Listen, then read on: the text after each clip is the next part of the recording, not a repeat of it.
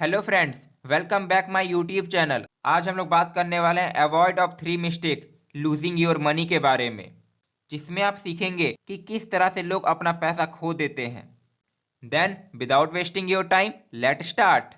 आज हम लोग बात करने वाले हैं 3 मिस्टेक्स जिससे आप पैसा खो सकते हैं। आखिर ऐसा कौन सा मिस्टेक है, चलिए जानते हैं। तो इस कॉन्सेप्ट को समझने के लिए आपको ये स्टोरी काफ़ी हेल्प करेगा।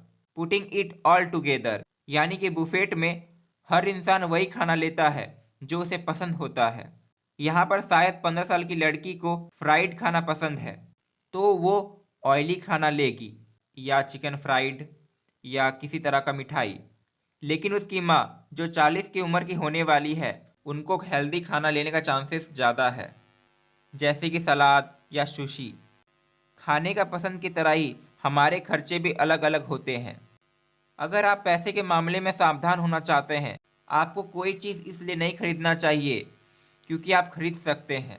आपको मनी बॉक्स तो याद ही है ना, जो भी चीज़ खरीदे उसका आपका मनी बॉक्स में जगह होना चाहिए। या यूँ कहें तो आपको वही प्रोडक्ट खरीदना चाहिए जो खरीदने के लायक होता है। अब आपको कैसे पता चलेगा वो प्रोडक्ट खरीदने के लायक है कि नहीं? आपको कुछ भी खरीदने से पहले 3 चीज़ों का ध्यान रखना चाहिए। सबसे पहला है उनका कॉस्ट, यानी कीमत। किसी भी चीज़ को खरीदने से पहले उनका कॉस्ट देखना आम बात है। कॉस्ट 3 तरीक़ा का होता है। उसमें से एक है प्रोडक्ट का कॉस्ट, जैसे कि बस का टिकट। दूसरा है ऑन गोइंग कॉस्ट, इसमें आपको कोई भी प्रोडक्ट रखने के लिए बार बार पे करना पड़ता है, जैसे कि ज़्यादा पैसा कमाने के लिए इन्वेस्ट करना।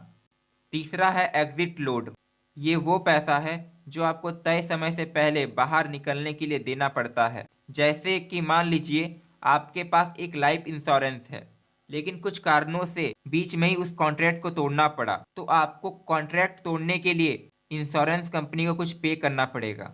अब आता है दूसरा चीज़ जिसका आपको ध्यान रखना है, वो है उसका रिटर्न।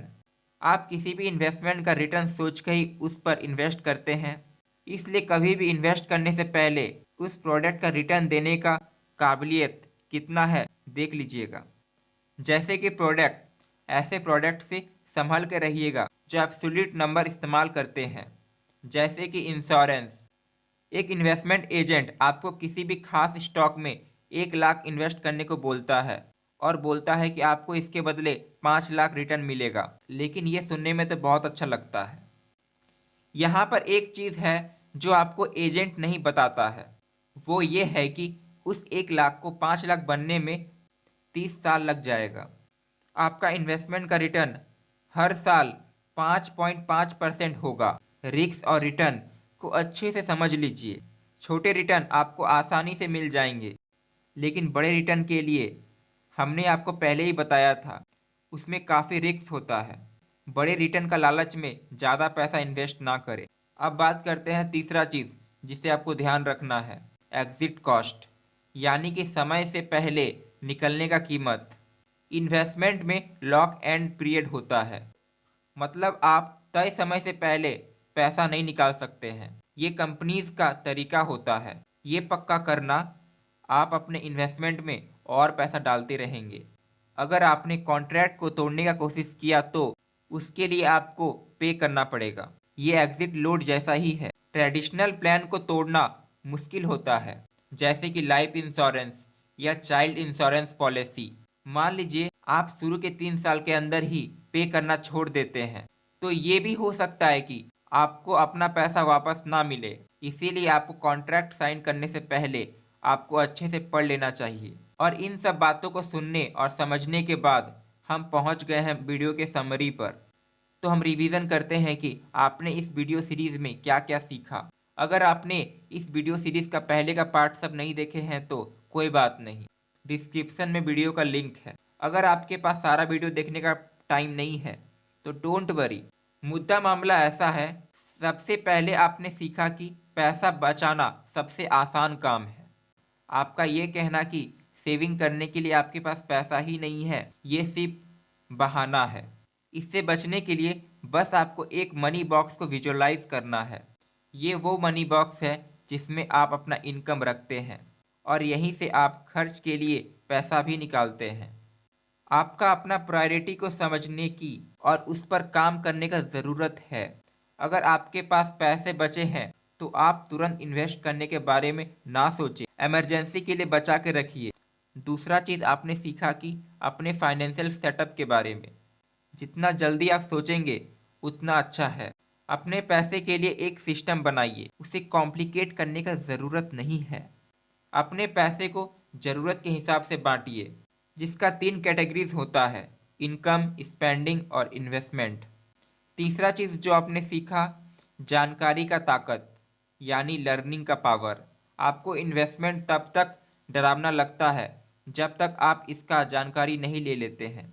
अपने फाइनेंशियल नॉलेज को बढ़ाने के लिए थोड़ा टाइम निकालिए, जैसे कि आप अभी निकाल रहे हैं। ग्रेट।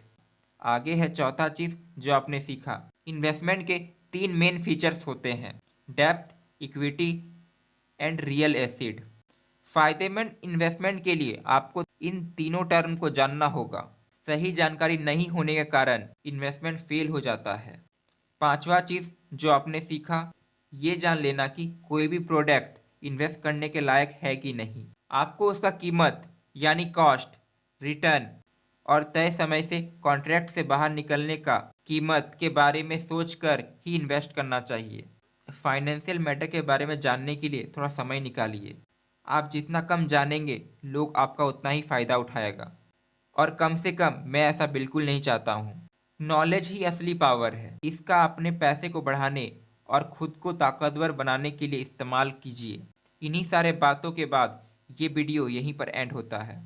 अगर आपको मेरा मेहनत पसंद आया हो तो आप अपना ढेर सारा प्यार लाइक, कमेंट और सब्सक्राइब करके दिखा सकते हैं। फिर मिलते हैं नेक्स्ट वीडियो के साथ। जय हिंद।